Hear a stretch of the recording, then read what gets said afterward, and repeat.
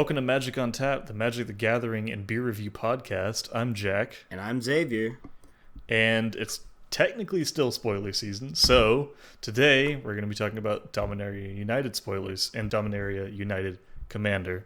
But first, we need to check in the beers that we have. Yep. It is the Barkeep Upkeep. So, Jack, what you pouring? So I have an American Pale Ale. It's called Radical Sun. That's fucking radical. It is. I love the art on it. It's a dude with a green mohawk, and he's wearing a sweater vest. Oh, that's perfect. The only other acceptable answer would be literally a son with sunglasses on for some reason, because he's too cool. Just like skateboarding. Cool. Yeah, it's from New Anthem Beer Project in Wilmington, North Carolina. Okay, so that's our neck of the woods. Yeah, it's relatively close by, and I picked it up solely because of the name. So, I will crack that. All right, well, you're cracking yours. I'm gonna go ahead and say mine. In honor of spoiler season, I am having a quote unquote spoiled beer, a sour. Disgusting. Yeah, there's nothing wrong with a good sour. For those of you who don't know what makes a beer sour, just a little knowledge for you. Basically, it is sours are just beers that were deliberately brewed to have higher levels of acidity in it. Usually, there is some sort of bacteria in the beer that's producing the acid. So a lot of times, it's like lactobacillus. And usually the acid that is being produced is lactic acid, which is a natural byproduct of anaerobic respiration, so like fermentation. And that's what gives it kind of that tart, pucker your face up taste that you would taste in a sour beer. So that is my spoiled, quote-unquote, spoiled beer, because it can be an off flavor depending on the style. But if you're having a Berliner Weiss or something like that, it's not uncommon to have that acidity to it. So that is my info. Yeah. And as a fun fact, for a long time, pretty much all beer was sour because it all had fucking all kinds of bacteria and shit in it. Right. So. And then pasteurization and everything came along, and it was easier to kind of filter stuff like that out. Yeah. So I am having a sour today. I am having something called Broken Tarded. It is from Town Brewing Company. I don't think you can say that anymore.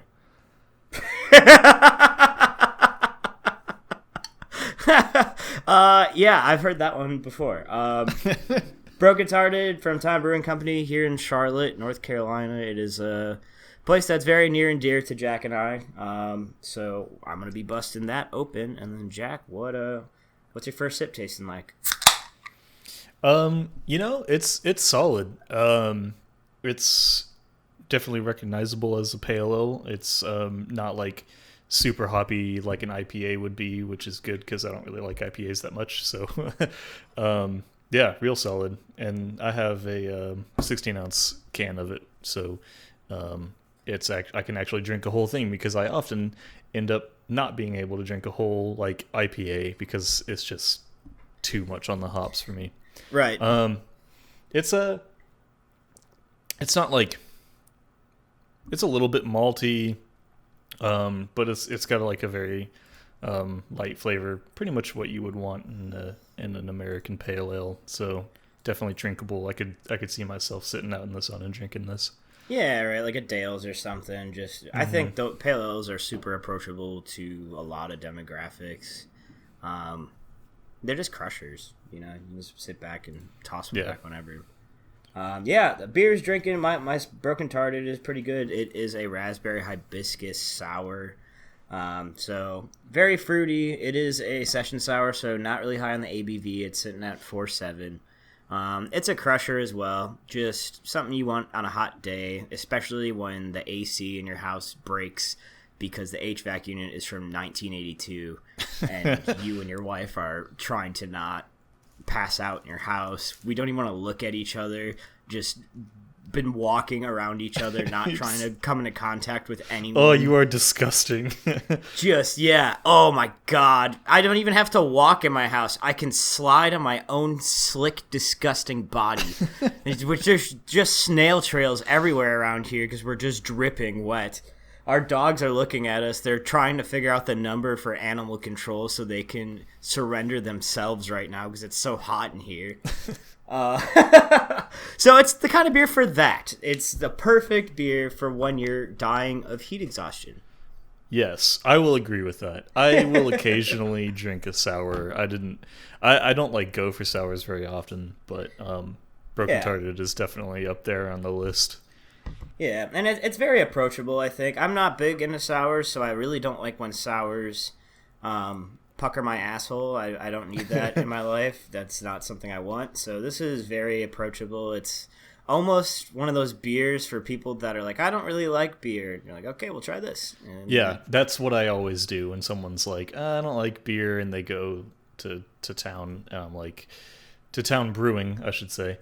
I'm like, well, here you go. Here's a good option for you. Yeah, it's somewhere between beer and wine, and it's I've actually gotten a friend into drinking beer by starting with that. So yeah, that's a good one for that. Okay. Did you want to? Yes, I have some stupid Untapped reviews to tell you about. Perfect. Yes. So we're going in the Untapped step. If this is your first time listening, which I guarantee it is because we are the only people that have listened to this so far, the Untapped step is where we will just be shit-talking reviews for the beers that we're drinking. Basically, Untapped is a great platform that's constantly misused, so there's lots of people that leave dumb-ass reviews, and that's what we're going to be talking about today. So, Jack, what do you got? So my first one, and I am going to name and shame these people, is from GOC. Get 4 out of 5 for Radical Sun. Pretty good, solid. I would agree with that. It's a solid pale ale. He posted a picture. He did not add a description, but I just wanted to tell you about this picture. It is a Make America Great Again hat. Okay. And he is holding a cigar above it that is wrapped in a wrapper that says "Let's Go Brandon." Oh, okay. So somehow he thought this was relevant, I guess. And he's also looks like exactly the kind of person you would expect that from. Like, and I am absolutely going to fucking post his picture too. Thank God he really found the platform to get it. Oh my word. This man looks like he just constantly watches reruns of American Chopper. That's the only way to, and he like New Metal never died in his eyes. He's just fucking watching he's watching American Chopper, blasting Disturbed, and apparently crushing pale ales and still not giving him 5 stars. Yeah. So yeah, what a cool guy. What a fucking Chad, dude. You got any other ones? Yeah, my second one, I have 2 more. This one, it's another 4 out of 5. So solid score. The review is 2 words: Cuba Stories. Obviously, right? I don't know why I didn't think of that. Yeah, stories from Cuba. He's so right. And that's it. That's the whole... I have nothing else to say about that. And the last one, this is an actual review because I just had to point out some of the really weird, stupid shit. This is Andrew C. He gave it 3.5 out of 5. And he says, tastes like a lager. I can tell you with confidence this does not taste like a lager. This tastes exactly like if someone said, do you want a pale ale? And I was like, what kind? And they were like, a pale ale. And I said, yes. And they handed me this. I'd be like, yep, that's a pale ale. That's what that is. No, I guarantee he's the same person that walks into a bar and he's like, do you guys have any ales? And you're like, what? Yeah, but what do you, the shit we have. What do you mean, do we have some ales? Oh, I have another one relevant for another beer later on that's relevant to that. So yeah, Perfect. tastes like a lager. Thanks, Andrew C. You can only guess what C stands for. Fuck you, Andrew C. In Yeah, response, fuck you, bitch. I got one from Thomas C for this sour.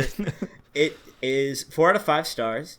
He checked in at the Charlotte Beer Garden, which is a pretty cool spot if you're ever in North Carolina, in Charlotte specifically. It is one of the biggest, I think it's the biggest keg room in the nation. It's absolutely enormous, 3 stories. Yeah. They have kegs from floor to ceiling. There's a shitload of taps, whether, if that's a good thing or a bad thing. I can't imagine that the upkeep is very regular there with that amount of taps, It's got to be hard to clean all those. Mm-hmm. And if you ever go, you are allowed to get more than one beer at once, and I would highly recommend it. I usually get something light and something dark, and then I drink the light one first, and I'll let the dark one warm up so I get more of the roast and stuff like that I would expect. Yeah. And then it saves you time because these poor bastards have to run up and down 3 flights of steps to get your fucking beer. You're like, oh, can I have a Dale's Pale Ale? And they're like, I don't know what number that is. Tell me a number so I know what floor I need to be on because all their taps are numbered. So you're like, give me a number 12 and a number 17. Hold the onions, and then they just run and get your shit and come back, and you just hope to God you got what you asked for. You really have no way of knowing unless you've had it before. Yeah. But anyway, so Thomas C. at the Charlotte Beer Garden, 4 out of 5 stars. He says Broken Tarded is mellow, sour, and fruit themed. Ooh, wow. Fruit themed. What does that mean? That's like, look, I would say LaCroix is fruit themed, where it doesn't really have fruit in it. So that is my understanding, and maybe that was a slight dig. That's why he gave it 4 out of 5 stars, because he's like, it's fruit themed, but is there really fruit in here? Who's to say? Yes, there's a shit ton of fruit in there. The next one, we got Josh S. from Bull McCabe's Irish Pub. He gives it 3.5 stars out of 5, and he says, Hibiscus, this is healthy, right? Thumb down. What? Whoa, what? Just one thumb down, not thumbs down. Thumb down. Yeah. Just thumb down. And then my last one, if I can find it...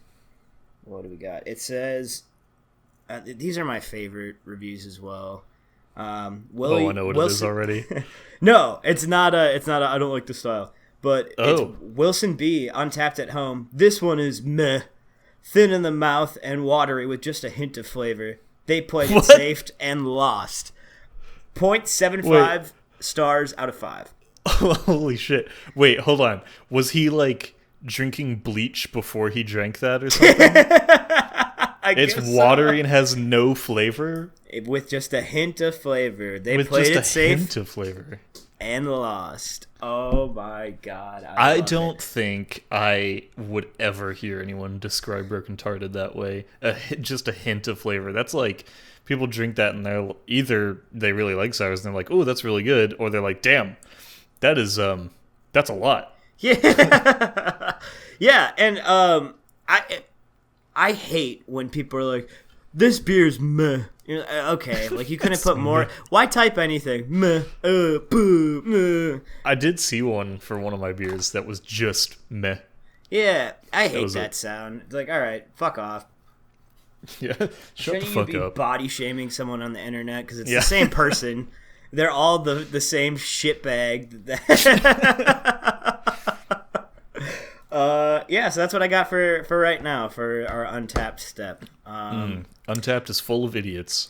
Yeah. Also, if you guys, and by you guys I mean whoever hears this eventually, if you're ever interested, you can look at our reviews on Untapped. We always check the beers in. We always give them 5 stars. And then we try and make a magic card out of the beer name, and then we just post that as our review instead of doing anything useful. Adding to society in any way? Yeah, no, this platform's a joke, so we check out our cards. Give us some feedback. What do you think? Because I think we're fucking killing it so far.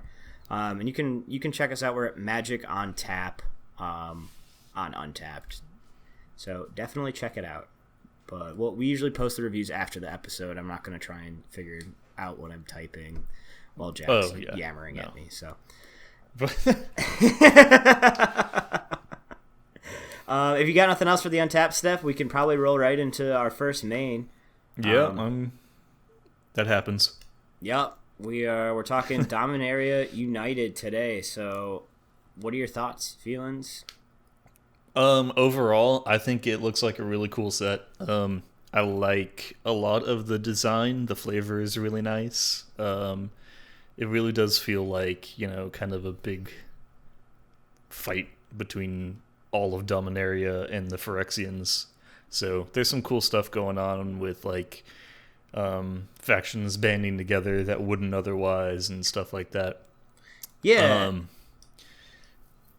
Go ahead. Yeah.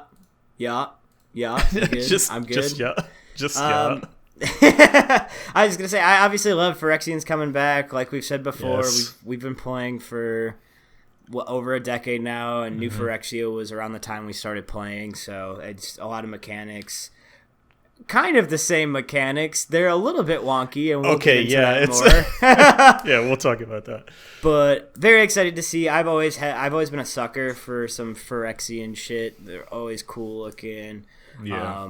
I think it's just a very interesting thing to have, and I love the Phyrexian hybrid creature types like Phyrexian human soldiers. Yeah. All that stuff that's happening, and the lore for this one's pretty cool too, with Karn traveling back in time, and I do love Karn. I have a weak spot for Karn, although I've never played him in any of my decks because Karn is dummy expensive. I don't think there's a cheap one really. He'll fucking find your weak spot too. Yeah, right. Yeah, but so any other feelings? What do you got? Yeah, domain I think is really cool. Like doing things or reducing costs based on the number of basic land types that you have. Especially in more recent constructed formats like Pioneer or Standard. Mostly Pioneer, who cares about Standard? I think it's really cool that, like, because in those formats you could have like a single colored deck or a monocolored deck that's that has multicolored lands in it. But in Commander you couldn't do that. But like you could play like Joda's Codex in a monocolored deck in Pioneer, which I think is pretty cool. Yeah. And I really like a lot of these mechanics too. I think it's going to be great for a lot of different formats, especially with the but with the kicker mechanic that's coming back pretty strong in this, and a lot of them have multicolored kickers. So that'll be really fun in Draft. It'll be good in Commander, I think. I love a good kicker cost. It's always fun to have that option built in on something. It makes even, 2 for a 3/1 that has an ETB effect, but also as a kicker, suddenly becomes a little bit better because you can play it at different points in the game and it has more flexibility. So I'm very excited by that. I mean, it's like value either way. You play it early and you get a creature, or you play it later and you get you gain life or draw a card or whatever. So right. Yeah. And I definitely love that this set is leaning hard into making people play Wooburg. It's definitely trying to make you go there. And that's very on brand. It's like you're saying, the flavors there, because you have all these different factions coming together, so why not make a 5-color deck? And that's what Wooburg is. It's just, it stands for one of every color. So white, was that white, blue, black, red, green. Yeah. So when we say Wooburg, we just mean rainbow, all 5-color deck. Yeah.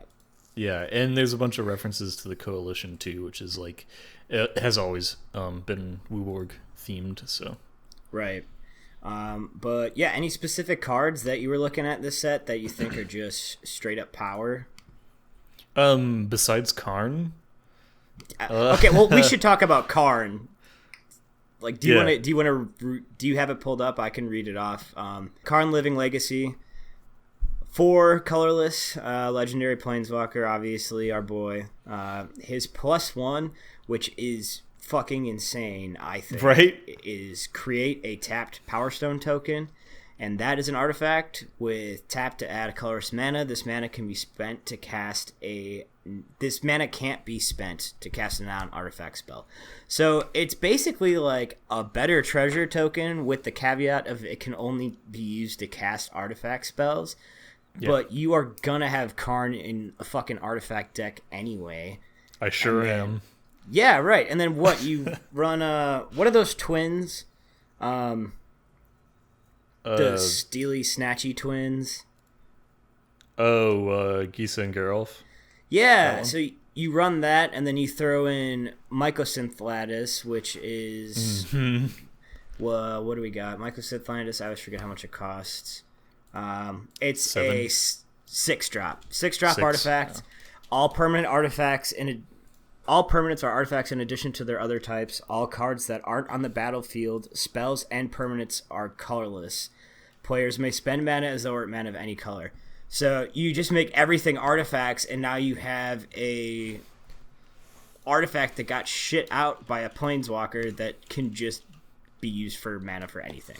Yeah. And that's just his +1. So his -1 is pay any amount of mana, look at that many cards from the top of your library, then put one of those cards into your hand, and the rest from the bottom of your library in a random order. That is his -1.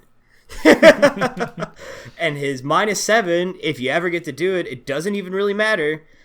You get an emblem with tap and untapped artifact you control. This emblem deals 1 damage to any target, which is dumb.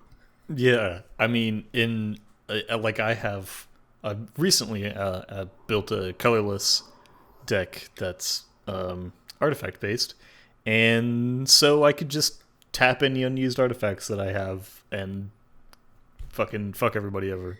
Right. So and then also by the. Yeah. The twins you were talking about are not Gisa and Geralf, so I don't know what you're talking about.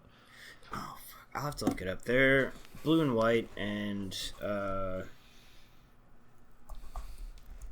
from Dominaria United? No, they're old. No. Sean has a deck with them. Oh, shit. Send triplets, that's it. Yeah. Send triplets. Forgive us, listener. And just for reference, send triplets. 2 white, blue, and a black legendary artifact creature human wizard. At the beginning of your upkeep, choose target opponent. This turn, that player can't play spells or activated abilities and plays with his or her hand revealed. You can play cards from that player's hand this turn. Mm-hmm. So you just crank out Power Stones and you make everything artifacts, and you're just cooking with gas. You're just playing everyone else's shit, and everyone hates you. Yeah. Yep. And then if you manage to alt Karn, you can have... If you have managed to alt Karn, you have Mycosynth Lattice out, so everything's artifacts, and then you have Unwinding Clock, all of your artifacts untapped at like every upkeep. Oh no. So you just tap your shit out constantly. What are you gonna do? That's so terrible. It's a nightmare. So Karn has got a lot of use. He's not super. It's not stupid expensive. Right now, I'm seeing him listed at about what? Oh, yeah, he's like $12. That's not too bad. Yeah, and that'll go down as the more cards go into distribution. So right.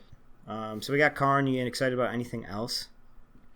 Yeah, well, so you asked about cards that are power. This it's a good card, but it is especially good against one of my really good decks, which is Karn Silence.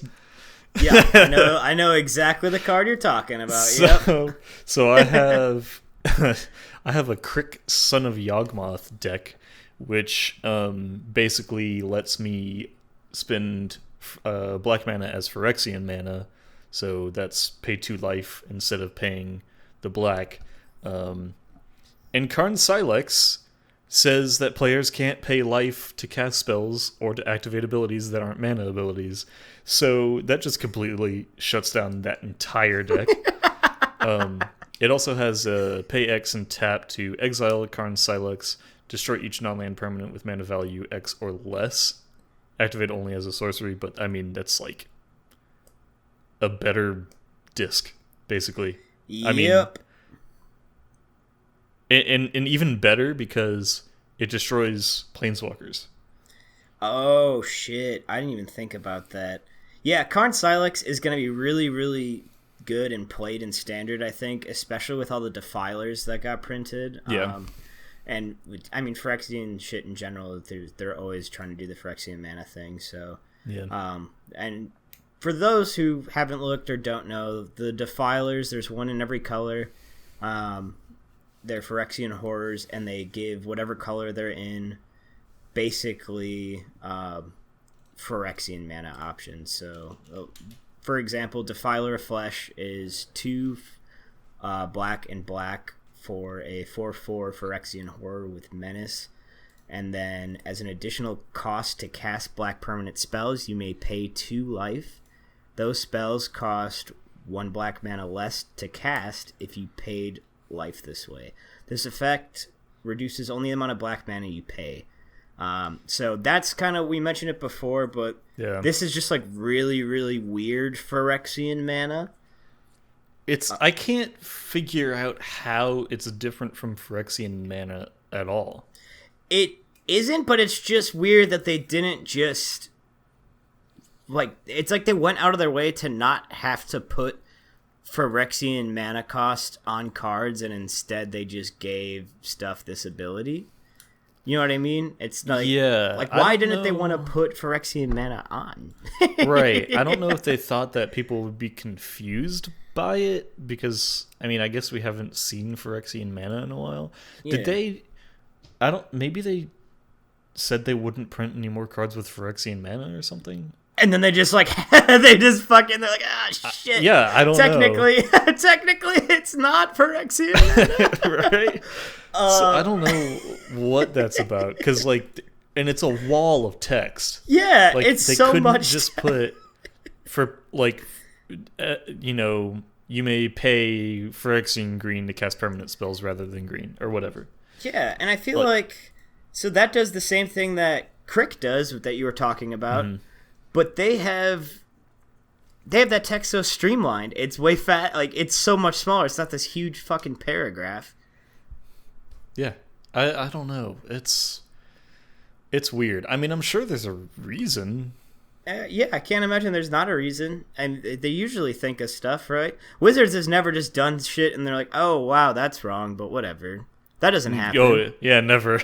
And it's weird because, okay, a Johnny Sleeper agent has Phyrexian mana, mana in its cost. And he's got even weirder one because it's a split. You can pay 1 green or 1 white, or you can pay 2 life. But for green or white, it's like, it's fucking, his mana cost is bizarre, and he's got what? He doesn't even infect or some shit? He gives you spellcast infect. That's what it is. That's his ult. It is disgusting. So, just to read off the card, he's obviously a planeswalker, comes in with 4 loyalty, and his +1 is reveal the top card of your library. If it's a creature or planeswalker, you put it into your hand. Otherwise, you may put it on the bottom of your library. So it's a free scry or draw. So fucking good already. Pretty good. -3, distribute 3 +1/+1 counters among up to 3 target creatures. They gain vigilance until end of turn, which is also really good.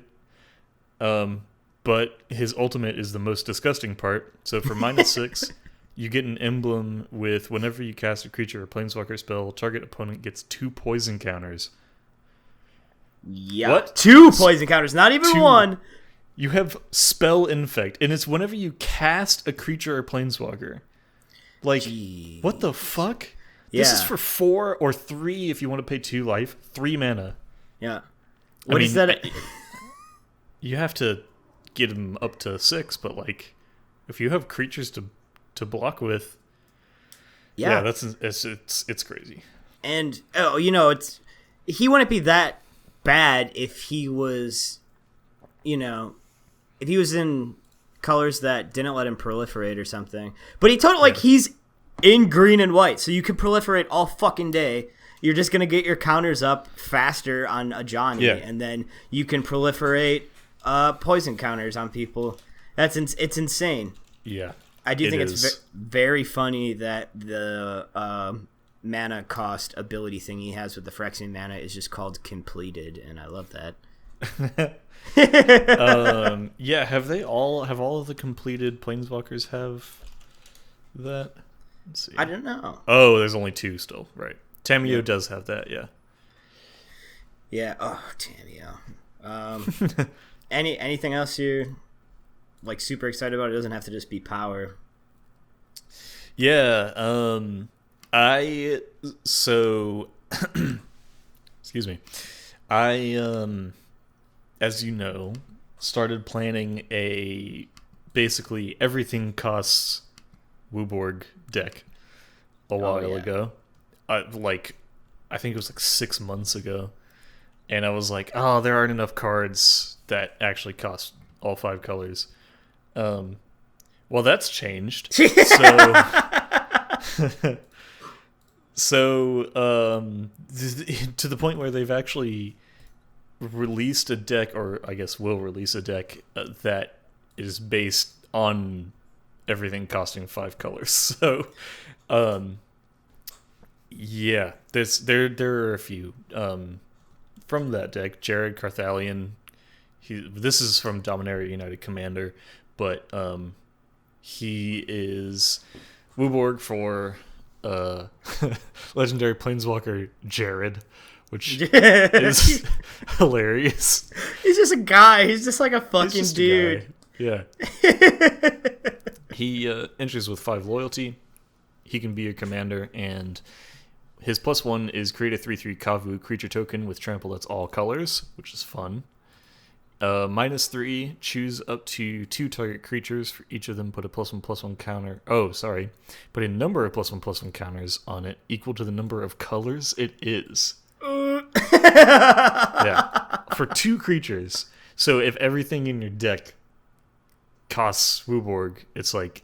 Plus, like, he creates fucking 5 color tokens. So yeah, right. Yeah, crazy. And -6... Well, also, those Kavu tokens come in, they have trample. So if you +1 the turn you get him out, and then -3 him, you have a, what is that? 8/8 with trample. Oh, is that all? Yeah, it's all. It's fine. His -6 is return target multicolored card from your graveyard to your hand. If that card was all colors, draw a card and create 2 treasure tokens. So his ultimate is fine. I mean, maybe you have something in your graveyard that's all colors that is just a complete game winner. But I think for the most part, you're going to be using his +1 and -3. Yeah, and yeah, just those are crazy. His ult is okay. It's whatever, but he can be played as your commander. So it's really nice to have that versatility, because if you're desperate, if you need to make a move, if you need mana, and he's just fucking chilling, then yeah, why not do it? So it's not like anything like Karn's ultimate or a Johnny's ultimate, but it does have that versatility, I think, that they added mostly because he can be your commander. Yeah, and he has a brother, Jinsen Carthalion, Druid Exile, which costs 2 mana, a green and a white, and says whenever you cast a multicolored spell, scry 1. If that spell was all colors, create a 4/4 white angel creature token with flying and vigilance. So, so he's in the 99 for that deck, and correct reaction. His brother is fucking cool. His brother is cool as shit, dude. He is cool as shit, because if you look at the art, it's like, oh shit, that dude's badass. And he can also you can pay 5 of any color, tap him to add Wooborg. So he's also a mana fixer.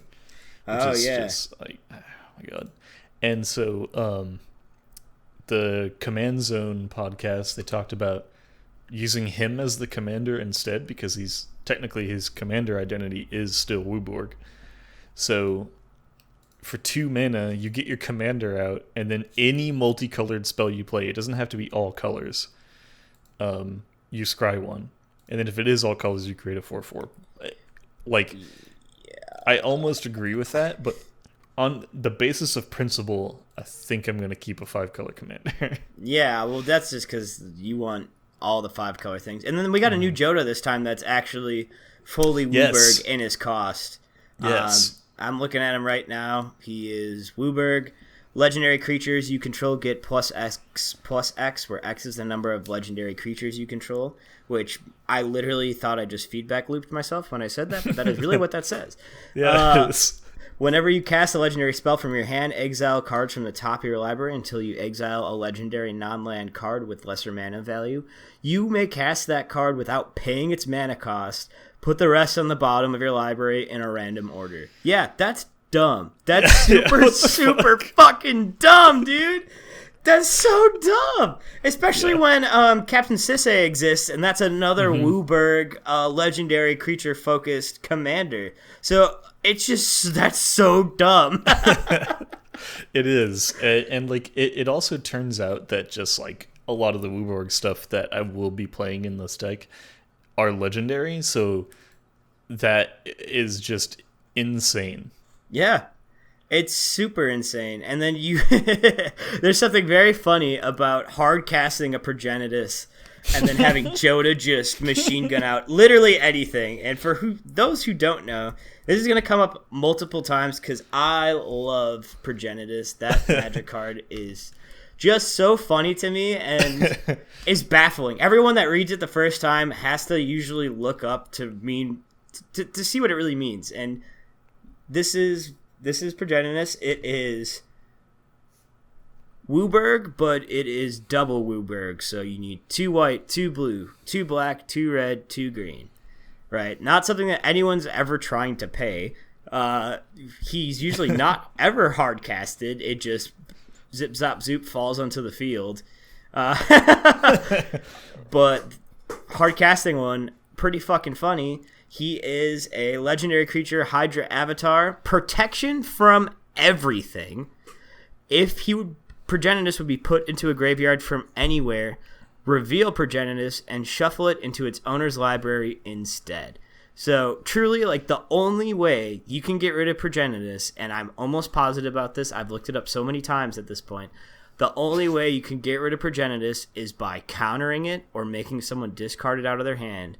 As soon as it hits the field, it is safe from literally anything. Board wipes, doesn't matter. It says protection from everything.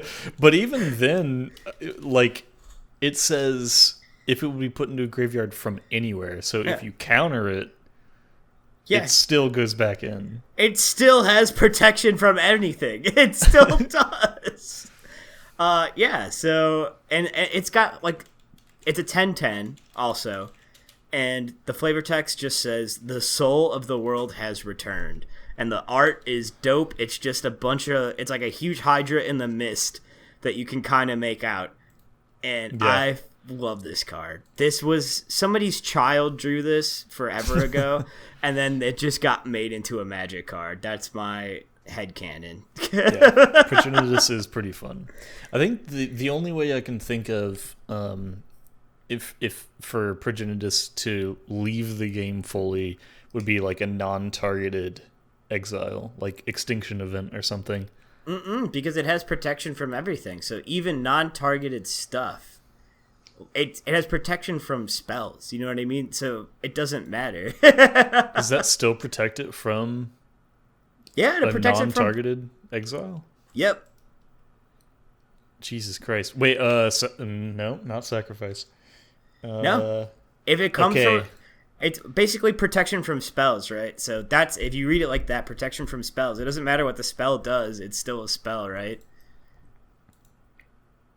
Yeah. It's the one of a kind. I have to look this up. I have to look this up. I'm ready to be fully wrong. I don't care, but this is my understanding of Progenitus. You're probably right. And they, they wrote that shit, thought it was super funny, and then had to explain it a million times because they were so vague. They just said everything. Yeah, everything. Like, wait, when you say everything, yeah, everything. Yeah, dude, you don't even need to wear Kevlar in a shootout. I could get shot, wake up totally fine, and the person that shot me would be like, what the fuck happened? And I rip open my shirt to reveal Progenitus with the bullet stuck in it. Just a shirt made out of Progenitus. Protection from everything. I'm gonna have to... Ooh. I'm taking this away from this. I'm gonna have to ask the judge chat. Do it. We can update. We'll update later about the response. But while you're fucking around with that, I'll talk about some stuff that I'm really excited for in this set. First take, love it. Lots of fun mechanics. I think it's weird. It seems to be there is heavy emphasis on Wooburg, and then there's also seems to be a lot of emphasis on monocolored power in this that I've noticed. Just looking at like mono black got everything. Black got everything this set. Holy shit, dude. And we still haven't addressed the elephant in the room. The fucking braids in the room, is that what you're talking about? Well, braids, yeah, but especially Liliana of the Veil got reprinted. Yeah. Into standard? I don't know who asked for that, but they got it.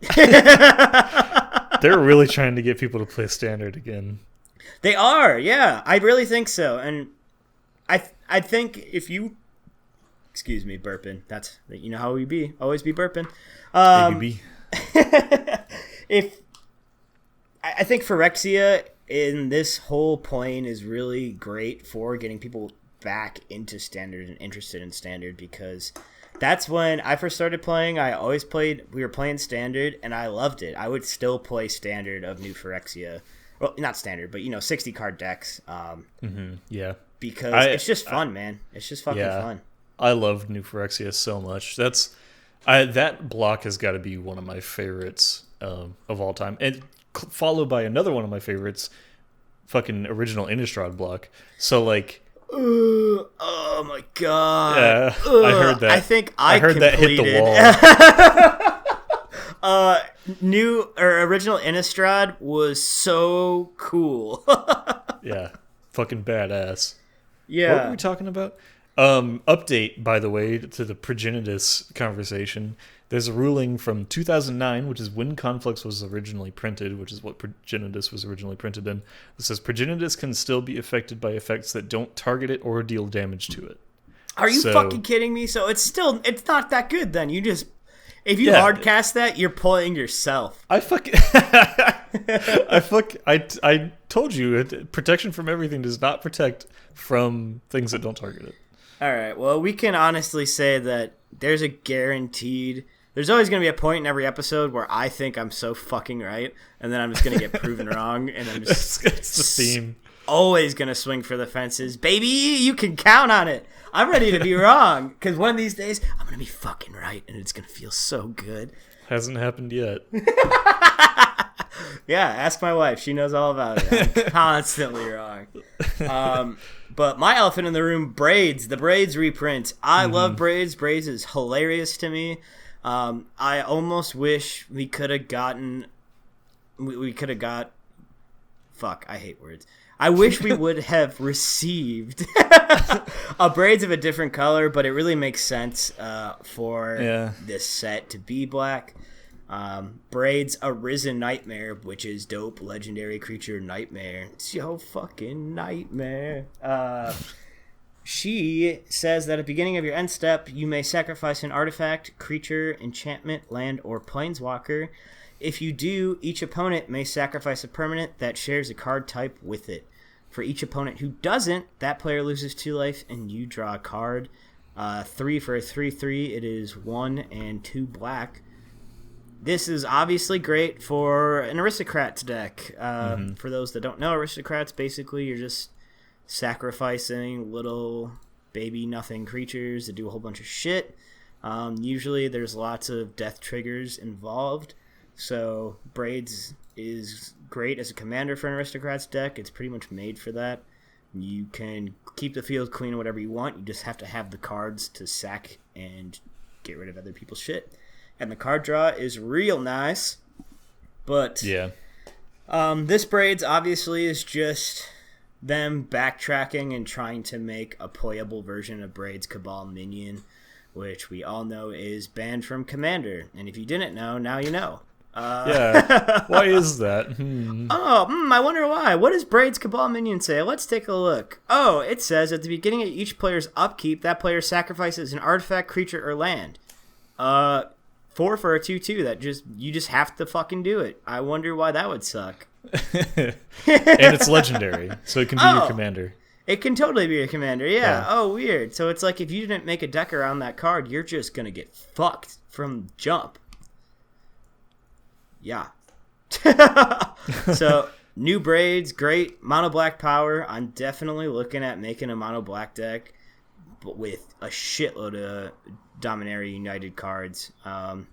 Yeah. I'm also I cannot tell you enough how excited I am about the Raven Man. And it's not because of his ability. Well, it is because of his ability. Number one, his name's the Raven Man. It's the Raven Man. The fucking Raven. I'm raving about the Raven Man, dude. It 2 for a 2/1, which is whatever. At the beginning of each end step, if a player discarded a card this turn, create a 1/1 black bird creature token with flying, and this creature can't block. You can pay 4, tap him. Each opponent discards a card. Activate only as a sorcery.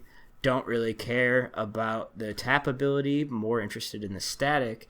So you can just make a whole bunch of birds, dude.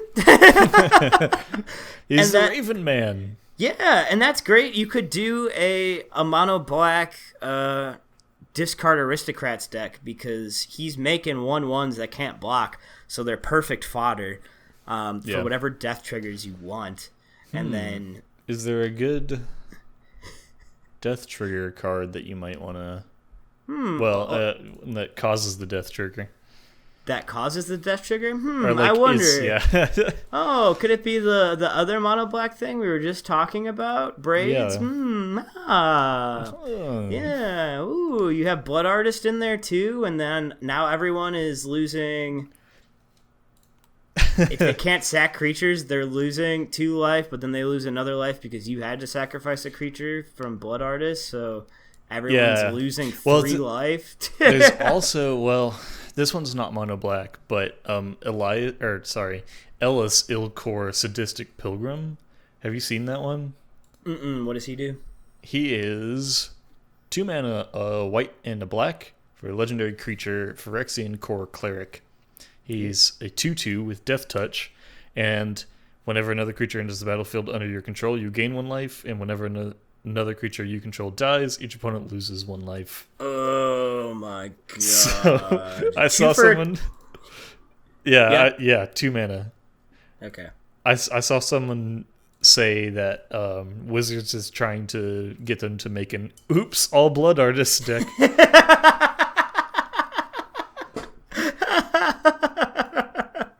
Yeah, I mean, 2 for a 2/2 with Death Touch is pretty okay at its base. And then, wow. And this is just an uncommon? That is an uncommon. I mean, Blood Artist is an uncommon too, but that seems fucking wrong. Yeah, damn, that sucks.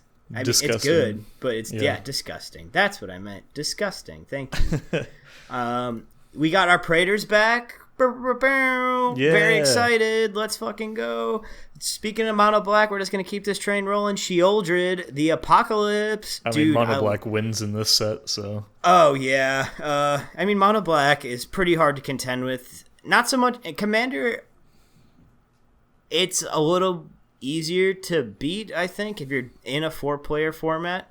Mono black does a lot of single targeting, so one-on-one, it's damn near impossible to beat, I think. In a group setting, it's a little easier to contend with. But Sheoldred the Apocalypse says, whenever you draw a card, you gain 2 life. When our opponent draws a card, they lose 2 life. So you pair that with the Raven Man, and you are making people discard, and then even when they draw cards, they're losing life. And then you make them discard, you make your Ravens, and then it's just fucking mean, dude. So mean. Yeah, she's also 4 mana for a 4/5 Death Touch, which is just good by itself. Good. Just good. Yeah. Yeah, and then there is one card I did want to talk about as well. I think it's going to be a new mono green staple like Elder Gargaroth, or as we call it affectionately, Elder Garglemouth. It should be mono green. You can probably put it in like Gruul as well. Is it Monkey Man? It is definitely Monkey Man, dude. There's no fucking way it's first of all 5 for a 5/7. I mean, you got 3 green pips to contend with. That can be a little hard, but not in fucking mono green. 5 for a 5/7. Whenever you cast a creature spell, choose one. Destroy target artifact or enchantment. Look at the top 5 cards of your library. You may put a land card from among them onto the battlefield. Tap. Put the rest on the bottom of your library in a random order. Wow. If it was just those 2 options, that would be really fucking good. And then you can also choose to gain 4 life. What?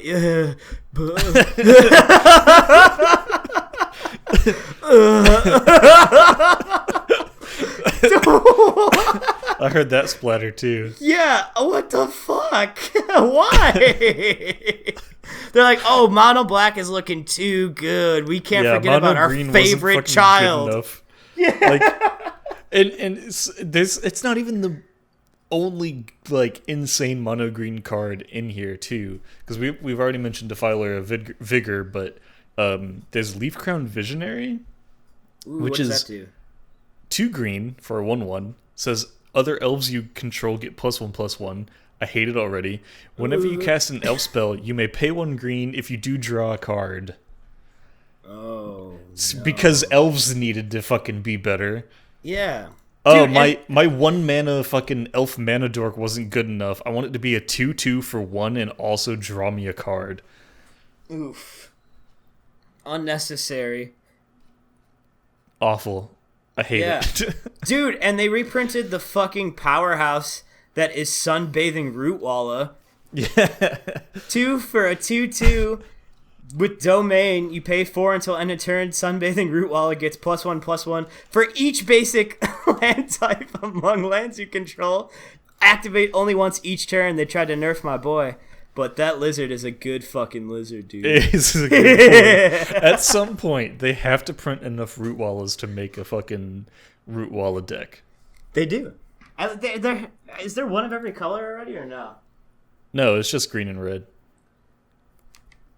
Well, that's a damn shame. Woodborg Rootwalla deck.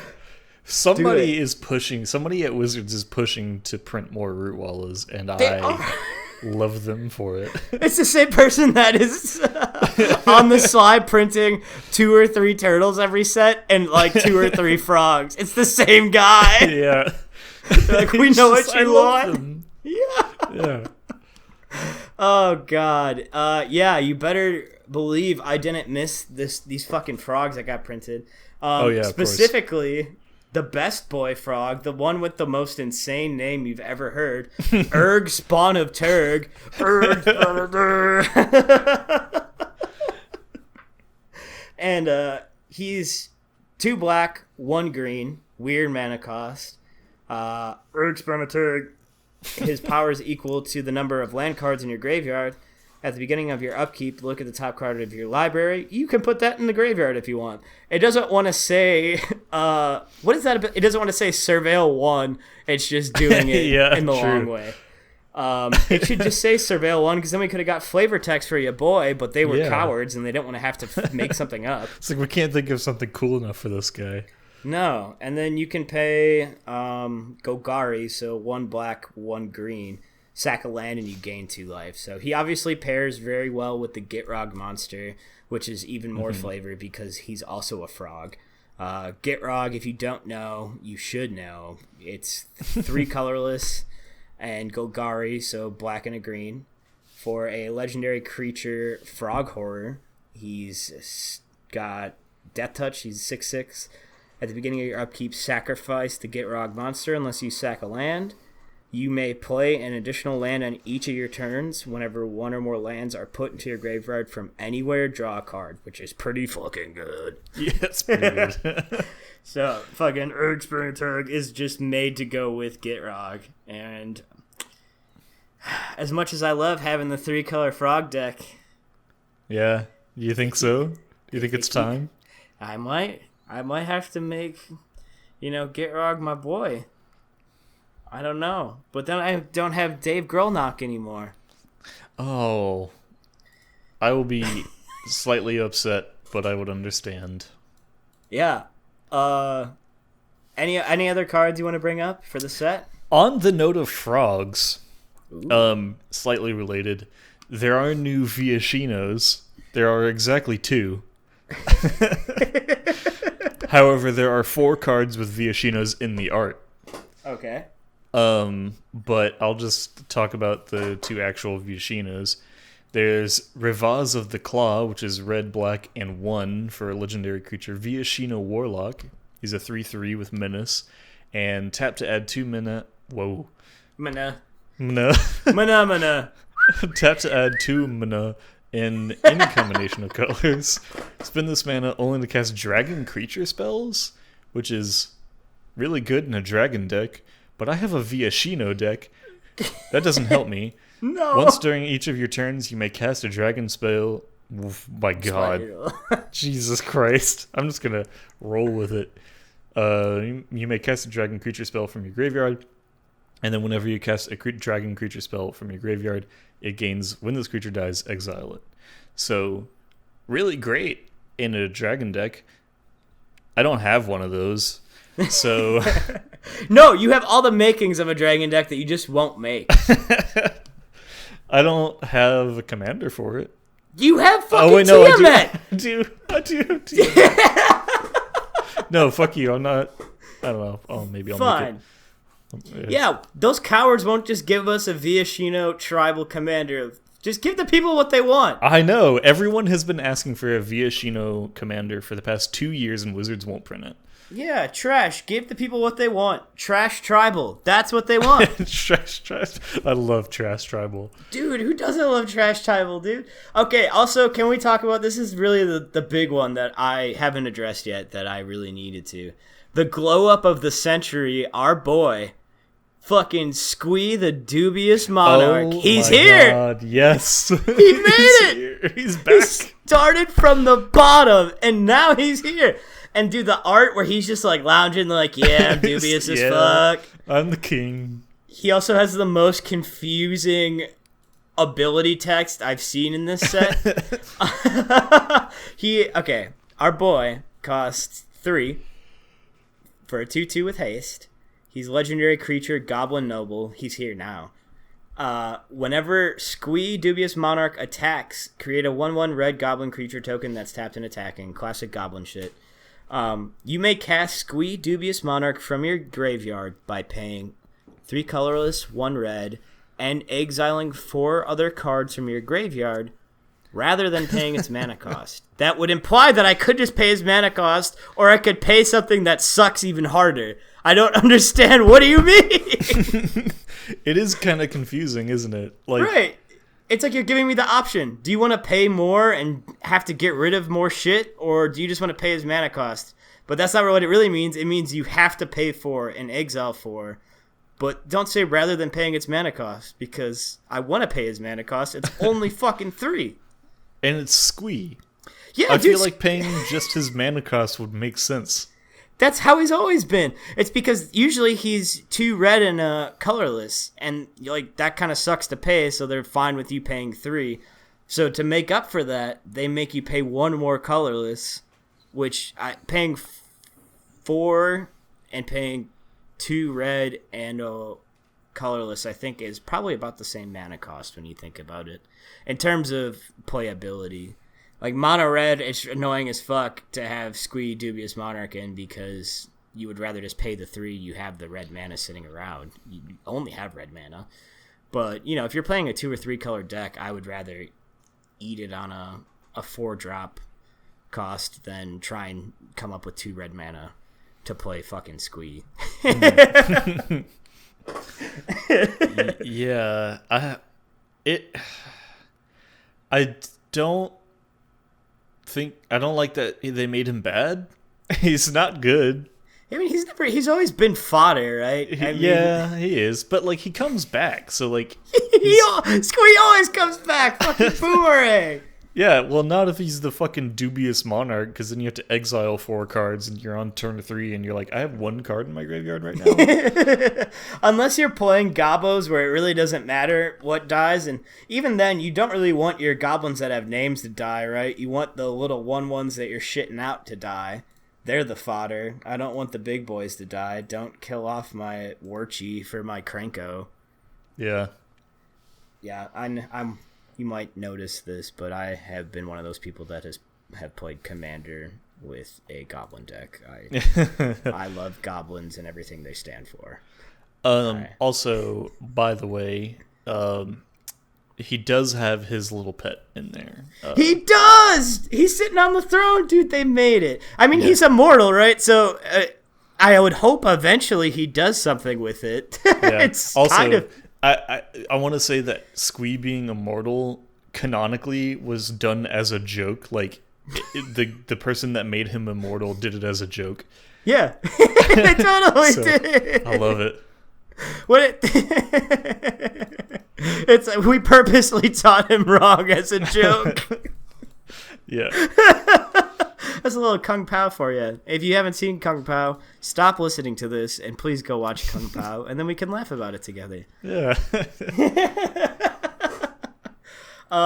Yeah. I'm thirsty as fuck, so I'm about ready for another one. Are you ready to check in another one? Yes, I am.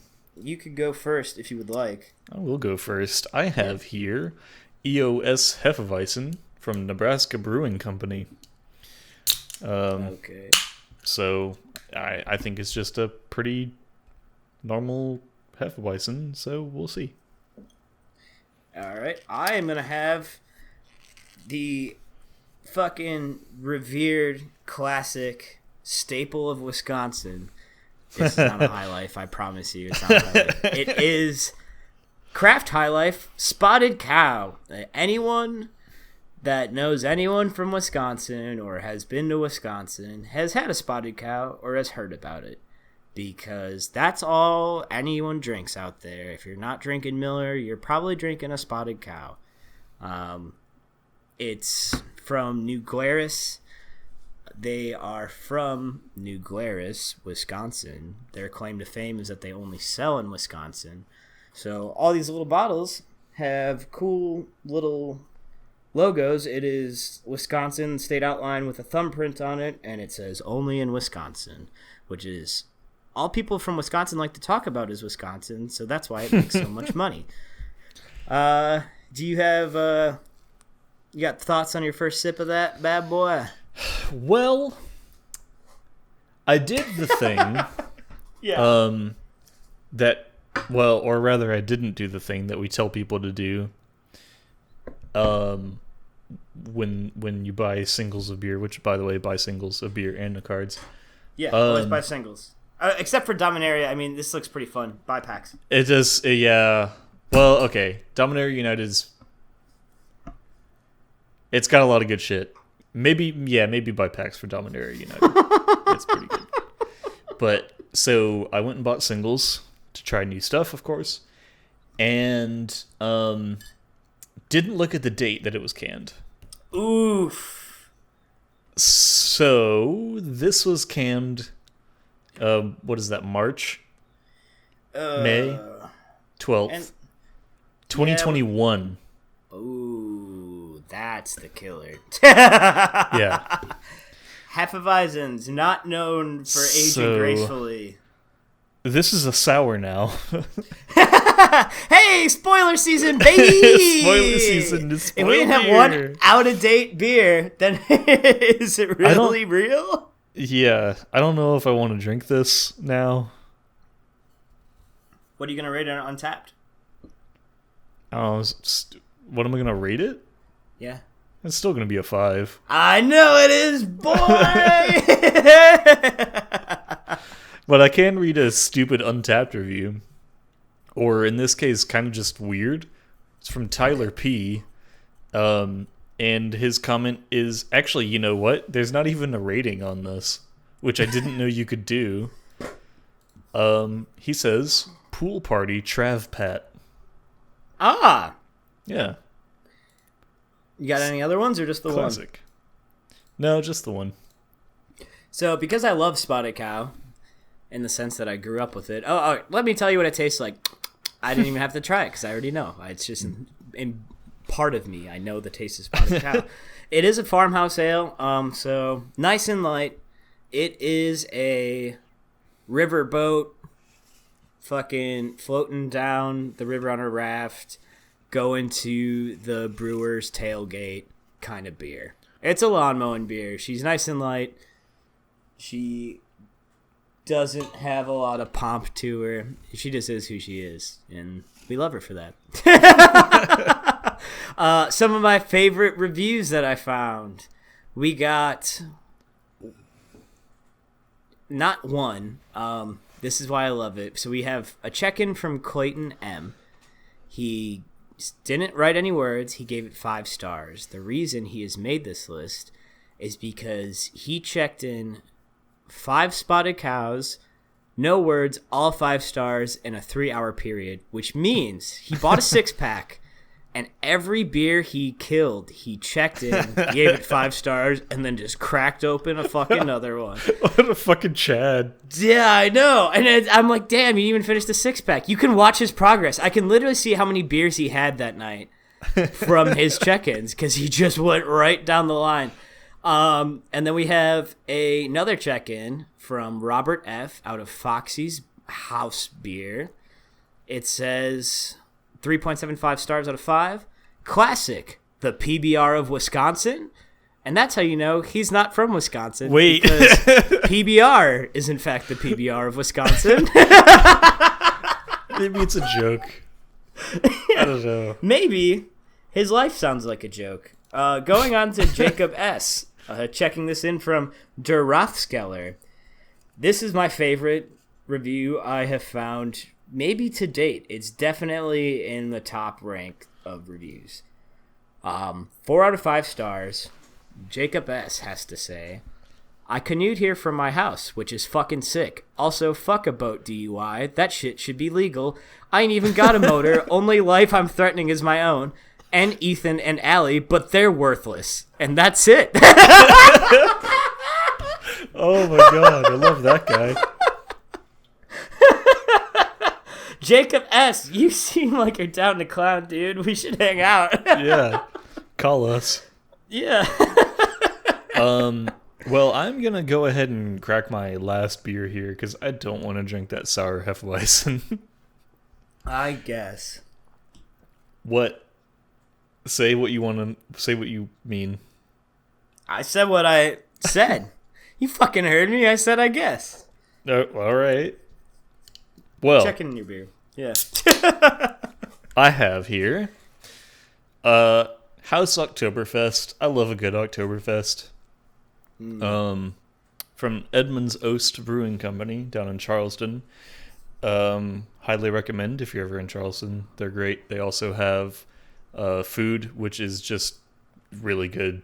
I could talk about the food and beer in Charleston forever, though. So this one is from Mike F.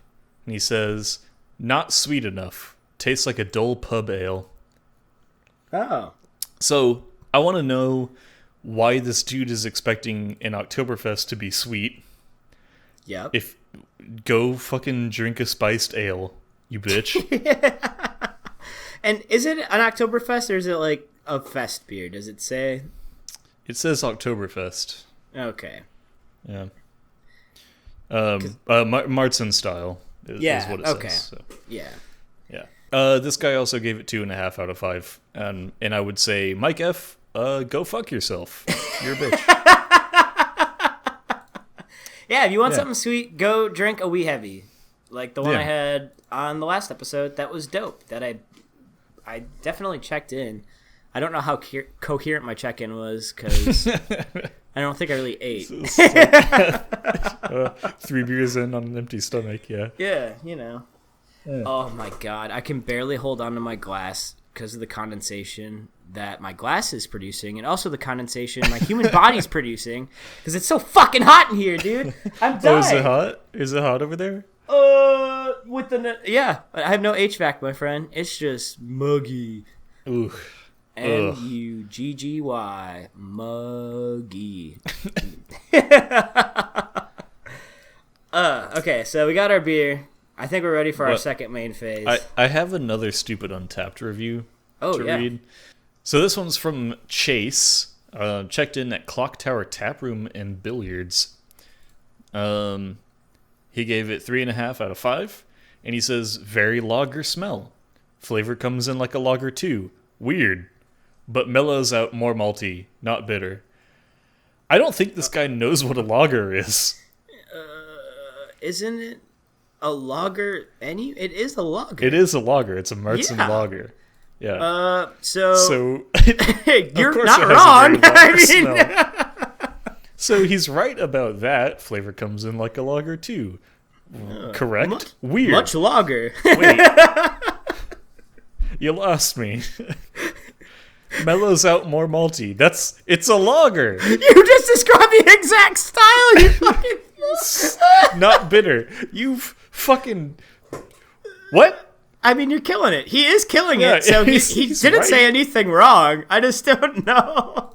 It sounds like his Untapped profile became sentient and took a sip of beer and just we're getting a stream of conscious of its thoughts. Yeah. I'm just like, you know. I don't know. Yeah. I have no words. Very interesting to see what people will actually type out, because you hear stuff like that in person all the time, right? Because you can't go back in time and like, take back shit it. that comes out of your mouth, right?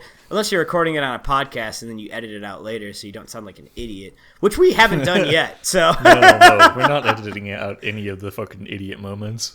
No, but it's so interesting to see that people will still type that out and then really not look. He looked at that and was like, "Yep, that's what I meant." I mean, he was probably drunk, I guess. Maybe.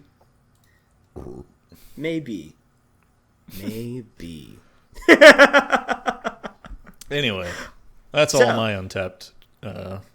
Cool. Chickens. On to the second made. We're gonna talk about what we're making. So, Jack, what you brewing? Well, pause for life. Pause for life. So, I mentioned it before, but the 5-color deck that so I am kind of having a dilemma with this, because there are a lot of good cards that would help in the 5-color deck that don't cost 5 colors. And you're a purist. You want to just stick with 5-color everything. Yeah. And Wizards, you cowards, if you want a card to be 5 colors, make it cost 5 colors. Yeah. You stop making these, like, fucking, mentioned it before, Jared's brother costs 2. I have my own name. I'm more than just Jared's brother. I'm way cooler than Jared. Yeah, I don't remember your name, though.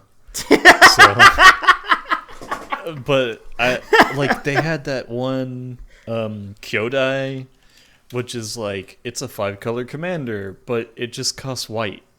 Oh, that was the indestructible dragon, right? It's that was from Neon Kamigawa. Dynasty. Yeah. Yeah.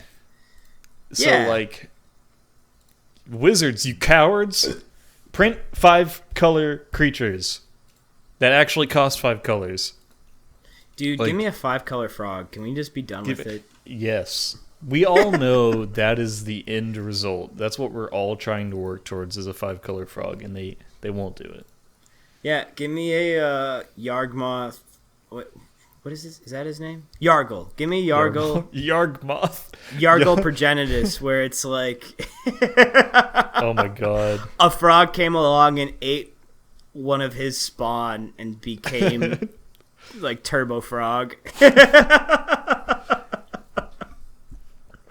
Oh my god, a dragon frog would actually be awesome though. Oh wow. We need to cut this immediately. We found money, Jack. We need to cut this. Proprietary. Copyright. There are no dragon frogs, unfortunately. But there are cat dragons. There's like a weird amount of cat dragons. Yeah. There's like 3. This is more than I expected. Yeah, more than one is weird. Yeah, that's true. I think there were a lot of reprints, or not a lot of. There were a lot of new prints of cards for Wooburg. So like Timeless Lotus is definitely going to be a staple in a Wooburg deck. That's 5 colorless. It enters tapped. You can tap it to add one of each color of mana to your mana pool, which is pretty crazy. Yeah, it's very good. And if you have something that reduces the cost of artifacts, then, I mean, it comes in for less than 5 and you can tap it for 5. Yeah, even if you drop that cost by 1, and it comes in tap still, who cares? That's good. That's really good. Yeah, it is. Turn 4, really Timeless Lotus. Turn 5, you dump out whatever you want, especially if you have the other Joda in your deck. That makes everything cost Wooburg, and then you're fucking cooking with gas. Let's go. Yeah. And then there's there are these cards that are in the actual Wooburg deck that they're printing, but Iridian Maelstrom, which is Wooburg, destroy all creature that isn't all, or each creature that isn't all colors. Pretty good. Oh yeah, very good. Yep. Two-headed Hellkite, which is Wooburg and 1 for Flying Menace Haste Dragon, and whenever it attacks, draw 2 cards. I mean, pretty good. Unite the Coalition, Wooburg and 2, choose 5, and it has 5 modes. You may choose the same mode more than once. Target permanent phases out. Target player draws a card. Exile target player's graveyard.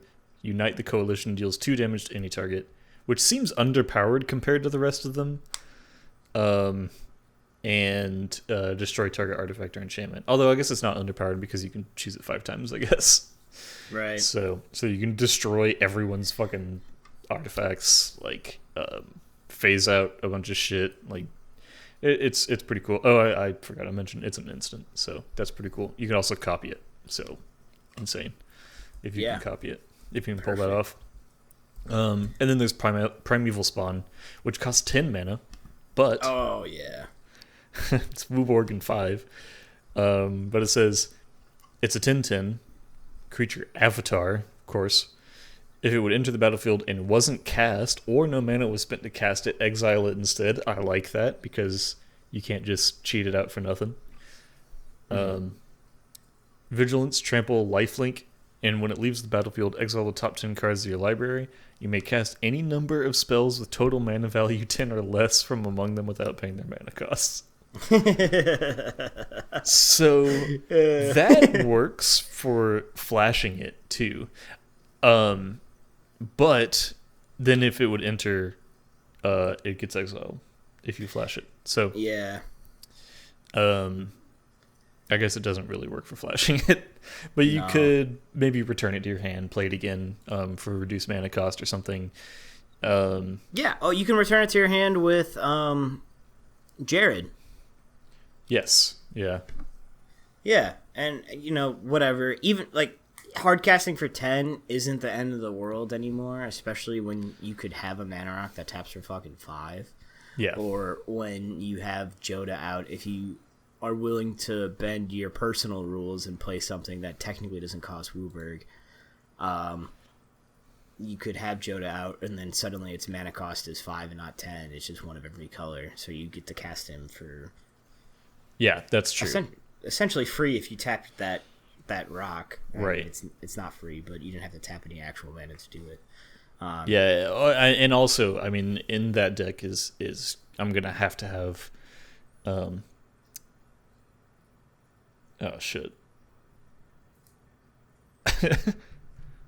Chromatic Orrery. Oh yeah, you have to. Which like is just gonna trivialize all of this too. So like, right. What does Chromatic Orrery do again? Chromatic Orrery is a 7 cost artifact that says you may spend mana as though it were mana of any color. You can tap it for 5 mana, and then you can also pay 5 and tap it to draw a card for each color among permanents you control. So in a Wooborg deck, that's just like kind of a no-brainer. I mean, every possible thing that it can do is just good for it. So.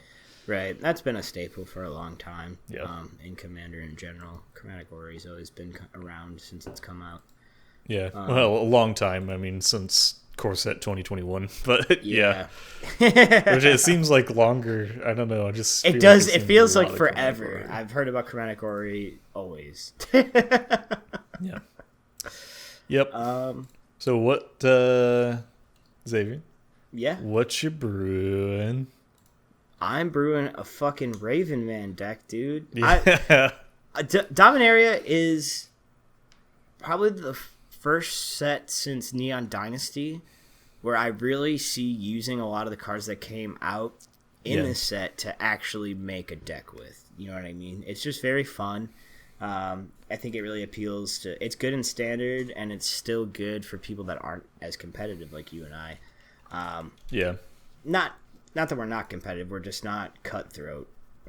So, Raven Man again, he wants people to discard, and it triggers on your end step, so you have all turn to fuck around and do it. It would be so much better if it triggered... Oh, it is each end step, yeah. Oh, God, yeah. This is fucking easy. So we're going mono black, doing discard stuff, but also because he's making these 1/1 birds with flying... They can't block, so you could sack. I'm probably going to have some aristocrat elements. I'm also going to try and throw in some ninjas because those birds are made for ninjutsu. Oh, yeah. Especially in Commander, flying. Everyone's looking at big shiny stuff. Nobody really thinks about flying, at least in our play group specifically. No, we're just dumb. So there's a very good chance you could just get killed by a fleet of bird tokens. 1/1 bird token tribal. That's what I want to build.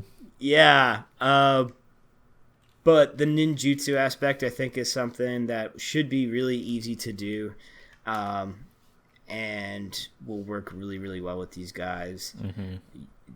I'm probably going to have... I want a Defiler in there, Defiler Flesh. Mm-hmm, why not? Yeah. There's no fucking downside to doing that. No, not at all, especially in Commander.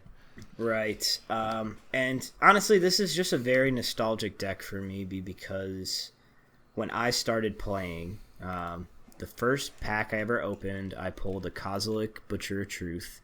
Didn't really know what the fuck that was. Somebody's like, I'll give you a whole deck for that card. You fool. No brainer. Did it right away. I was like, yeah, I don't have any cards and I want to play this game, so give me a deck. And they fucked up and they gave me their best black deck. They thought it was their shitty one. And nice. I would just run train on people with that. It had like Liliana's Caress. I think that's a 3 or 4 drop. It's every time somebody discards a card, they lose 2 life. So that's going to be going in here. You need it. Yeah. I'm going to try and be a little bit fair with the discard just because it is such a mean mechanic. I don't know. If you're gonna make a discard deck, make a fucking discard deck. Like, yeah, but I want to discard too. I would be like, oh, this guy sucks. It's like we said before, where it's like you're the boss and you pretend that the boss is in the other room making all the decisions. You're like, doesn't that guy suck? He's the worst. Yeah, what an asshole. So I'll probably have myself discarding, but that doesn't mean it's going to be totally at a loss for me. We'll probably be running madness cards in there as well. Mm-hmm. And black has so much there's like discard, draw stuff, discard, blow up a creature. So we're going to be running a lot of those mechanics, but yeah, turkey. Yeah, and I've been looking for a deck to shoehorn in. Just, you know me. Listeners, you will come to learn who I am. If you give me an old Magic card that's a legendary black creature that is just the dumbest fucking thing you've ever seen in your life, and doesn't have a good ability, am in love. I'm in love. So Ragman, you best guarantee it's going in there. Its original printing, it's called Ragman. 2 colorless, 2 black mana. Creature type, summon Ragman. So immediately in love. I don't even need to see what it does. Pay 3 black mana, tap, look at target opponent's hand. If that player has any creatures in hand, he or she discards one of them at random. Use this ability only during your turn. So it's got just enough juice to warrant being in my deck, and nobody can tell me no. It's 4 for a 2/1 with a shit-ass ability, but it is Summon Ragman, dude. You don't think I'm going to put that in my deck? Dude, you're so fucking wrong, dude. Of course I'm going to put fucking Ragman in my deck, dude. Yeah, obviously. It's an auto-include. No. Uncle Istvan? If you have never seen this boy, man, he looks like the lead singer of fucking System of a Down. And it's just a dude with an axe, creature type, summon Uncle Istvan. Summon Uncle. Yeah, summon Unc. Summon Uncle. And I used to joke that I was going to make an Aunts and Uncles deck and just have ant creature types and 4 copies of Uncle Istvan, because even though he's summon Uncle, he's technically non-legendary, so you can run multiple copies. Yeah. He is 4 for a 1/3. It's 1 in 3 black pips, so it has to be mono black because you're never going to want to pay this otherwise.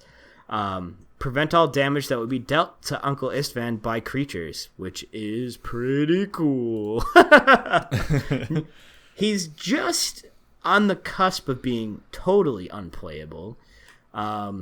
He would be so much better legendary because you could just make a Uncle Istvan Voltron, which is my dream. But I will settle for him being in the discard deck just because I can. And what are you going to say? It's almost say anything to him. He's Uncle Istvan.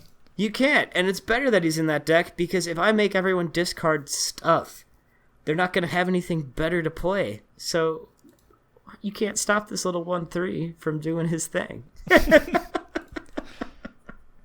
So that's what I'm brewing for sure. I might also be brewing a revamped version of my board deck, my board tribal deck. Oh, yeah.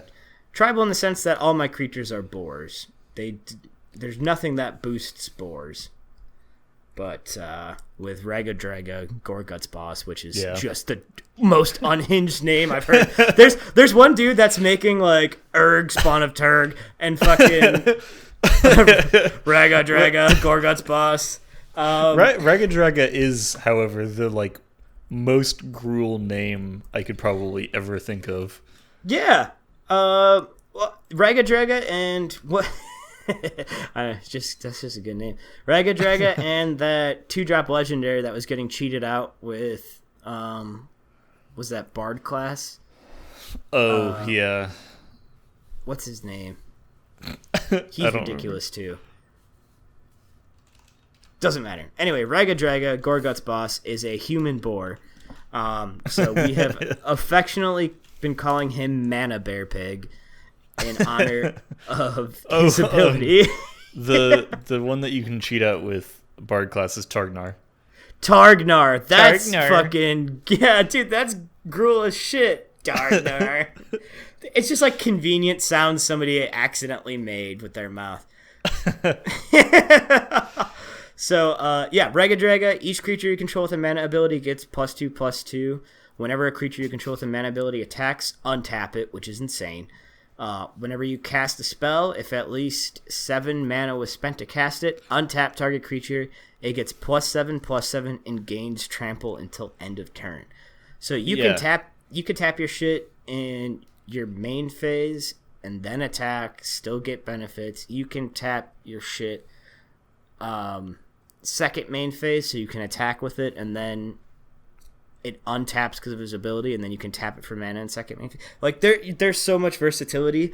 Unfortunately, because he's going to be my boar deck commander, none of that is going to get used at all because there are no boars with mana tapping abilities.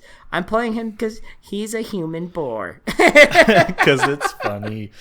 Yeah. However, if you did want to make him serious, I would like to point out that the stipulation that if at least 7 mana was spent to cast it works for kicker too. So if you kick a spell and it puts the mana cost over 7, you will get that trigger.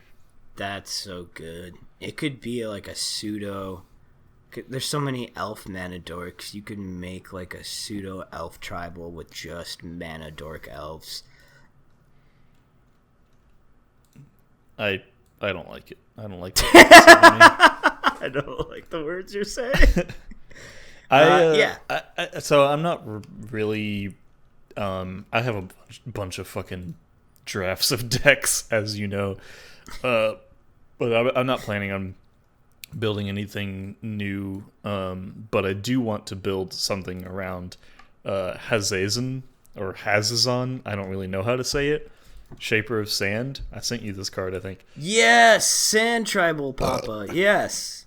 Fucking Desert Tribal. He is a red, green, and a white for a 3/3 human warrior. He has Desert Walk, which means he can't be blocked as long as a defending player controls a desert, which, by the way, is another thing that Wizards said that they wouldn't print anymore. They said they wouldn't print any Land Walk cards, and here we are with a Desert Walk card. But they're like, is it land? It's not a basic land type. And also, who's going to play deserts? I am. I'm the idiot that's going to fucking do this. He says, you may play desert lands from your graveyard, which is it's pretty good. Yeah. And whenever a desert enters the battlefield under your control, create 2 1/1 red, green, and white sand warrior creature tokens. Yeah, and that's great. And then I that was again that we brought this up last episode, but this is another instance where they made something that created sand tokens forever ago, and then made Sand Daddy, and they're not in the same color scheme. So Dune Brood Nephilim, who I've always loved, it is 1 black, 1 red, 1 green, 1 white, utterly bizarre mana cost. It's a 3/3, and whenever Dune Brood Nephilim deals combat damage to a player, put a 1/1 colorless sand creature token into play for each land you control. Power. Why was Sand Daddy not these colors? Why do you have something that makes sand tokens and then you just don't capitalize off of it? I know. Wizards, explain. The other thing, why is Dune Brood Nephilim not legendary? I don't know. None of the Nephilim are legendary. No, and they should be because they're 4 color costs, and that's weird. And there's no 4 color cost commanders really. Yeah, it's very upsetting because I wanted to make a 4 color deck with one of the Nephilim, and I can't because it's not legendary. Right. Yeah, it's such a bummer. I know. We should have a commander game where we just make non-legendary creatures legendary for funsies. And so Uncle Isfan can have his day in the sunlight. Yeah, so that's what I'm brewing. As an update, actually, to the last episode, they did print another Lurgoyf in Dominaria. Oh, yeah. And it's actually just a pretty solid card outside of being a Lurgoyf for me. It's Urborg Lurgoyf. It is 2 for an X and 1/X. With kicker blue and or black, you can pay one of each if you want. As Urborg Lurgoyf enters the battlefield, mill 3 cards for each time it was kicked, which is great because I was going to make this deck Rainbow Mill anyway. It's also just not a bad mechanic in green, especially with Erg Spawnaturg once lands in your graveyard. There's a lot more of that right now in this color. Also, Urborg Lurgoyf's power is equal to the number of creature cards in your graveyard, and its toughness is equal to that number +1. So it can get pretty gnarly pretty fast, and it's only a 2-drop with the kicker ability, which is great. It's like what we were saying before, so you have the potential to make it even bigger if you want to. It's still good early game for 3. You could have a 3/4 that's going to get bigger with more stuff dying. I think it's pretty useful, but it is really fucking useful in my Lurgoyf deck, so thank you for that. Yeah. This is completely unrelated, but I wanted to point out one of my favorite cards from the set is a common. It is Gibbering Barricade. Oh, I have not. How did I miss this? I did see that they printed off a bunch of walls. Yeah. Oh my god, Defender Tribal. I want to make a Defender Tribal deck too. I mean, they do have that commander for Defender. But anyway, what is Gibbering Barricade? Oh my god. It's it right now. It's 1 black and 2 for 2/4 Nightmare Wall with Defender. You can pay 1 black and 2, sacrifice a creature, you gain 1 life and draw a card. That's not what I'm interested in. I'm interested the flavor text. Yes. I'm interested first of all, it's a Nightmare Wall. Come on. And the flavor text is a quote from Braids. It says, "Who needs stone walls when you can hide behind an impenetrable barrier of screaming nightmares?" Which is just lovely. I love it. And then also the art for Pilfer has Tiny Bones in it. Yeah. Oh god. And he's in the flavor text, which I guess I should just say it. Pilfer is 1 black and 1 sorcery. Target opponent reveals their hand. You choose a non-land card from it, and that player discards that card. It's probably going into your discard deck. Yeah. It's like a 2 mana better Duress. Yeah, I think Tiny Bones is going to go in my fucking deck too, and I have been waiting. Yes. I have been waiting for the day I could put Tiny Bones in a goddamn deck. Also, if you search Tiny Bones into Google with no MTG, it's a lot of it is Magic, and then there's also underwear, and they're Skull and Bones underwear. Yeah, Tiny Bones Trinket Thief, hilarious. 2 for a 1/2. Skeleton Rogue. At the beginning of each end step, if an opponent discarded this turn, you draw a card and you lose a life. Each opponent has no cards in. You can pay 6. Each opponent with no cards in hand loses 10 life. Yeah, that's disgusting. It is disgusting. Tiny Bones has to go into that discard deck. And also, I want to say, the flavor text on Pilfer is related to the Tiny Bones Trinket Thief too. Because it says, "To the merchant, it was nothing more than a few missing trinkets. To Tiny Bones, it was the greatest heist of all time." He's just a silly little guy, dude. He's just a silly little guy. Oh, it's like no one cares Bones. about anything that he's stealing, but he's just stealing like tiny little stuff. Like he thinks he's like this badass robber. And Yeah. they're like, yeah, that is a McDonald's wrapper, sir. You can have it. Oh, God. I love him. I'm so excited. I've never been more excited for a deck that everyone's going to hate outside of my Goblin deck. Oh, yeah. That's pretty horrible. Okay. Well, are you ready for sideboard? Yes. I guess we should explain sideboard. We're just gonna be talking about shit that isn't Magic or beer. So I'm gonna not talk about Magic or beer, and instead I'm gonna talk about movies, which I love. I'm a huge movie nerd, so you're gonna hear about movies every fucking week, pretty much.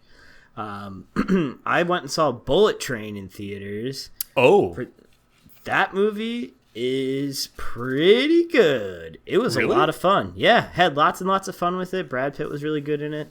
The whole cast was really good. The writing was great. Super fun.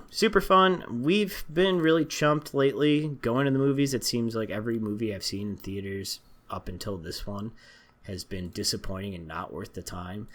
Like, they were okay movies, but they're movies I could have just streamed, especially now since it's so easy to do that. I wish I had just paid $4 to see, what is it? Not New Guy. Free Man? Free Guy. Yeah. I saw that in theaters. I really could have just seen that at home, I think. I didn't really need to see it in theaters. It wasn't bad. It was just not the $40 investment. But Bullet Train, I think, really was. It was something that's worth seeing in theaters. I love seeing action and horror in theaters specifically because it just captures the scope of everything better, especially horror movies. I'm a huge horror nerd. So anytime you can go to the theater to see a horror movie, it's always going to be better because the lighting is going to be on point. The sound is going to be on point. But we went to go see it when we were in Wisconsin, and they have lots of movie taverns there. So got to slam some brewskis, watch some movies. Hard to beat. Yeah. What state in the U.S. drinks the most? Wisconsin does. And why for better were you in or Wisconsin? Worse. What? And why were you in Wisconsin? Oh, yeah. I was getting married. So I have been calling my wife because she was my wife before the wedding. Yeah. Because we got a quickie marriage at the courthouse, just trying to get married out of state. For those who don't know, if you're ever looking into it, you're planning to marry out of state, make sure you know what the licensing deal is, because trying to get a marriage license in Wisconsin, there's like a 2-day wait period, so they won't sign it until 2 days after you pick up the license. So you can't pick up the license, go get married, have them sign it, be official. And then we were like, okay, maybe we'll just get married in North Carolina. In Mecklenburg County, you cannot take a license outside of Mecklenburg County and have it be official and have it count. You have to get married in Mecklenburg County and have it officiated by somebody from Mecklenburg County. Like, you have to be here to do it.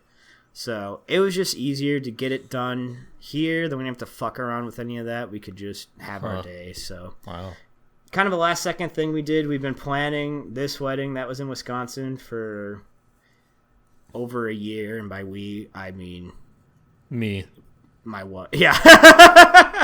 My other wife, Jack. No, my wife, and yeah, very thankful. She killed it. Everything was great. I am one of those piece of shit husbands that had like zero input because I'm just really bad at planning. I'm not very good at that. But it was great. Weather couldn't have been better. Yeah, everyone got drunk. My 70-plus-year-old grandma was dancing to Rack City, so it was just like one of those. It was one of those Rack things. City, bitch. Yeah.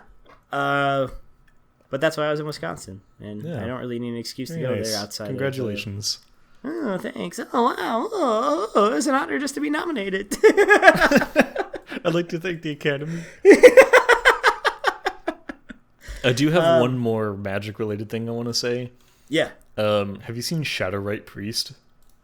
Is he Stax Boy? No. He's pretty good, actually. He's black and 1 for a 2/2. Human cleric. Other clerics you control get +1/+1. Pretty good. Oh, yeah. Pay 2 black and 3, tap him to sacrifice another cleric, search your library for a black creature card, put it onto the battlefield, then shuffle. Just get any black creature. That, like, it doesn't have to be mono black either. It just has to be a black creature, which is fucking dumb. However, good. That's not the part that I'm interested in. My question is, why his head look like that?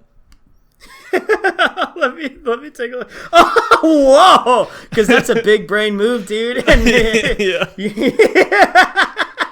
That is ridiculous. He's like fucking Megamind. Yeah. Why do his head be looking like that? They really he full on looks like Mars Attack's level. Wow. Yeah. Shadowrite Priest. It's like a really good card, and then he has that fucking crundolium there. They had to balance him some way. That's not balanced. That's top heavy. For reference, the stacks guy I was talking about is Anointed Peacekeeper. He's Oh God, no. White. Yeah. 3/3 with Vigilance. As Anointed Peacekeeper enters the battlefield, look at an opponent's hand, then choose any card name. Spells your opponent's cast with the chosen name cost 2 more to cast. Activated abilities of sources with the chosen name cost 2 more to activate unless they're mana abilities. So let's just assume, because we know you're not going to name, you could name something in their hand. You're probably going to name their commander, because that's what we play, and that's what a stacks deck wants to do in Commander, is they want to just make everything super annoying to play for their opponent. So you just get to look at their hand, like Jintaxian Probe. Yeah, that's pretty nice. I'm going to name fucking Squee Dubious Monarch. I don't know why he's the example in this, but that's what he is. Because he's the best commander. Yeah, and then immediately it makes whatever your commander is way worse. And then, God forbid, it comes out and gets shot, and now it costs 2 more plus the tax. And that's just a nightmare situation. So, Anointed Peacekeeper, you're kind of a dick. So that's what we got today. We should plug our socials. If you want to follow us, and please do. We are Magic on Tap on Instagram and Magic on Tap on YouTube. Still haven't set up a Facebook because I'm an idiot. And like I said before, Magic on Tap on Untapped. We got all the things. We are just the same thing on everything. We really lucked out. #blessed. You got anything else to say, Jack? No. Okay. Well, if that's it, thanks for tuning in. He exercises his right to bear arms. Thank y'all.